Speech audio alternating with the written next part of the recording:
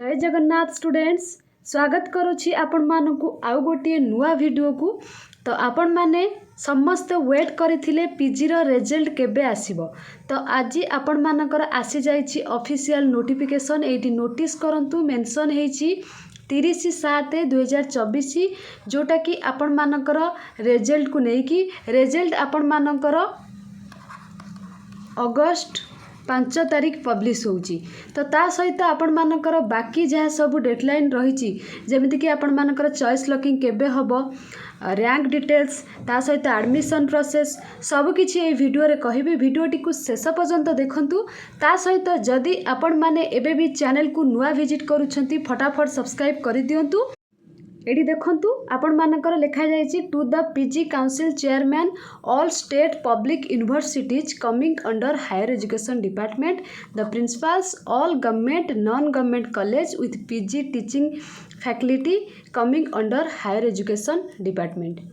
तो ये चलतु आम डिटेल्स देखा। ये केबे आपण मानकर चॉइस फिलिंग होची ता सहित आपण मानकर बाकी डिटेल्स ये देखंतु। Publication of subject wise and state wide merit list आपण मानकर 5 अगस्त 2024 4टा PM रे पब्लिश हबो। ता सहित आपण मानकर choice filling by the eligible applicant आपण मानकर रहउची 6 अगस्त रु 12 अगस्त पर्यंत। कौन केमिति आपण माने चॉइस फिलिंग करिवे सेटार वीडियो मु निश्चित आपण मानक पई नेकी आसीबी।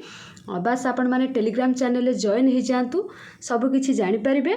ता सहित publication of provisional allotment of seats 20 August 4टा PM रे आपण मानकर फर्स्ट राउंड रो सिलेक्शन आसी जिवो। ठीक अछि। तापरे आपण मानकर selection of slide of freeze float option online payment of admission fees by student through SAMS जोटा कि आपनकर 20 रु 24 रहिबो फर्स्ट राउंड रे जो माने सिलेक्शन हेतिबे। ठीक अछि। आपण माने स्लाइड केते बेले माने स्लाइड ऑप्शन को चूज करिवे, फ्रीज ऑप्शन को केते बेले चूज करिवे, फ्लोट ऑप्शन को केते बेले चूज करिवे मु सबुरो वीडियो आपण मानक पई नै कि आसीबी। तापर एठी नोटिस करंतु publication of provisional allotment of seats for first round selection तो आपण मानकर 20 अगस्त गला।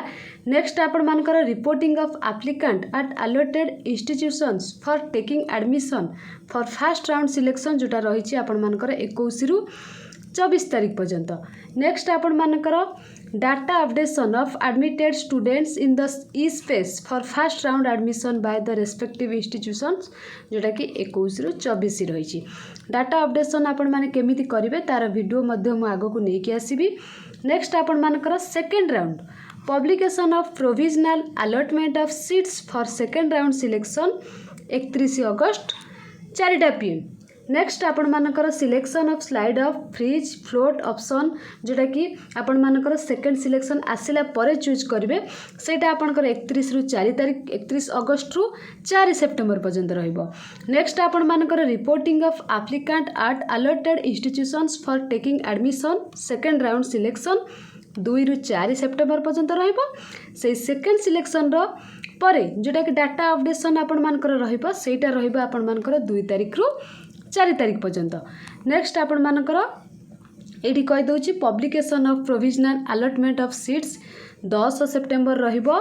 तापरे freeze option and online payment आउ एठी स्लाइड किंबा आपण मानकर फ्लोट आसीबोनी खाली फ्रीज जोटा कि रही 10 रु 13 आउ reporting of applicant allotted institutions for taking admission third and final round selection 11 रु 13 रही। तापरे लास्ट राउंड रो बा फाइनल राउंड एडमिशन रो डाटा अपडेशन आपण मानकर 11 रु 13 डिटेल्स तो मु आपण मान को कहिबी। नेक्स्ट आपण मानकर reporting of applicants through students login in online mode applicants have to select their remaining higher preference HEIS by ticking the check box एगुड़ा को मु बुझेबी। नेक्स्ट आपण मान को केमती कोन करिवे बस एटा आपण मानकर देखंतु लास्ट रही commencement of first year classes PG course आपण मानकर रही 18 सेप्टेम्बर 2024 वेडनेसडे। एटा को मु आपण मानकर व्हाट्सएप चैनल ले शेयर कर देबी ता सहित टेलीग्राम रे मध्य शेयर कर देबी। आपण माने जॉइन हो जातु आ परे आपण मान को कोन कोन करबा को एग्जैक्टली पड़िबो आपण माने चॉइस फिलिंग केमिति करि सबु वीडियो गोटे पर गोटे आपण मानक पई आनिबे बास धैर्य धरंतु आपण मानकर मार्क अनुसार आपण माने केमिति चॉइस लॉकिंग करिवे तार वीडियो आगो को नेकी आसीबी।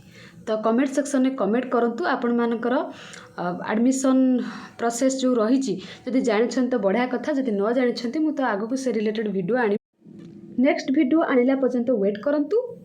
Thank you all.